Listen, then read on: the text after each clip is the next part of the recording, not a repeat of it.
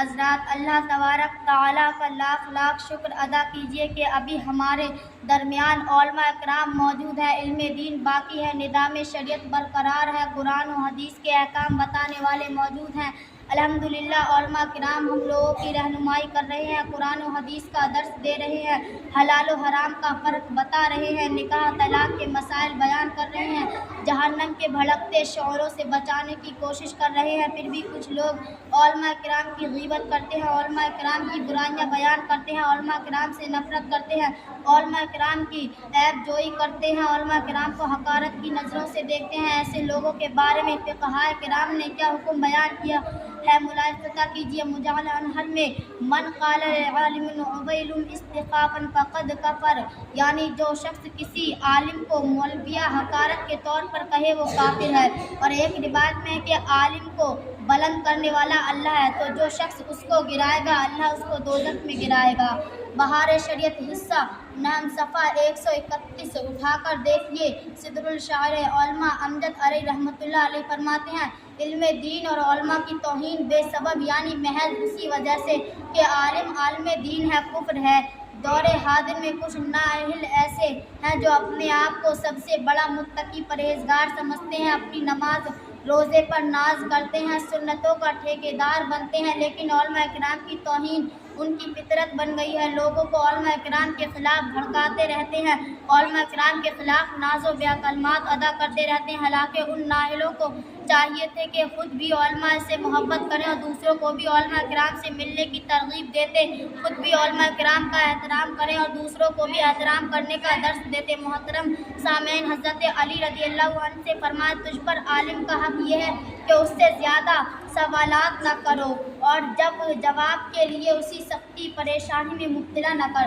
جب ان پر قسم طاری ہو تو ان سے اسرار نہ کر، جب اٹھنے لگے تو اس کا کپڑا نہ پکڑ، اس کا کوئی راز فاش نہ کر، ہرگز ان کے پاس کسی کی غیبت نہ کر اور ہرگز ان کی غلطی اور لغزش کا ذریعہ نہ رہ، اور اگر اس سے لغزش ہو جائے تو اس کا عذر قبول کر اور تیرا فرض ہے کہ اس کی تعظیم و توقیر کر۔ جب تک وہ امر الہی کی حفاظت کرتا رہے ان کے آگے نہ بیٹھ، اور اگر ان کا کوئی کام آ جائے یعنی ان کو کسی کی ضرورت ہو تو ان کی خدمت کے لیے دوسروں پر سبقت کرے۔ خلیفہ ہارون رشید کا نام آپ نے ضرور سنا ہوگا۔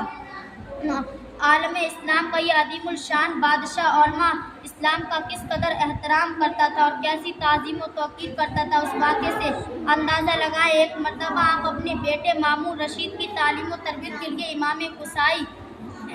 اور اخبار علماء میں شمار ہوتے تھے کی بارگاہ میں عرض کرتے، حضور میں اپنے لڑکے مامون رشید کو آپ کے سپرد کرنا چاہتا ہوں، میری تمنا کہ آپ میرے بچے کو زیور علم سے آراستہ فرمائیں، لہذا آپ میرے گھر پر آ کر تعلیم دے دیا کریں۔ حضرت امام قصائی فرماتے ہیں، اے ہارون رشید، میں آپ کے گھر پر جا کر نہیں پڑھا سکتا کیونکہ یہ علم کی توہین ہے، بلکہ آپ اپنے شہزادے کو میرے گھر پر بھیجیں۔ ہارون رشید نے کہا، ٹھیک ہے حضور، مامون رشید آپ کے گھر پہنچ جایا کرے گا۔ ہارون رشید نے پھر عرض کیا کہ حضور ایک بات کا خاص خیال رکھیں کہ سب سے پہلے اس کا سبق ہو جائے۔ امام قصائی نے فرمایا، اے ہارون رشید، یہ بھی نہیں ہو سکتا، بلکہ جو پہلے آئے گا اس کا سبق پہلے ہوگا اور جو بعد میں آئے گا اس کا سبق بعد میں ہوگا۔ ہارون رشید نے کہا، ٹھیک ہے ایسے ہی کرے۔ مامون رشید نے حضرت امام قصائی کی بارگاہ میں آنا شروع کر دیا اور تعلیم اس سلسلے میں جاری ہو گیا۔ اتفاق ایک روز ہارون رشید کا گزر امام قصائی کے سامنے سے ہوا، دیکھا کہ امام قصائی اپنے ہاتھوں سے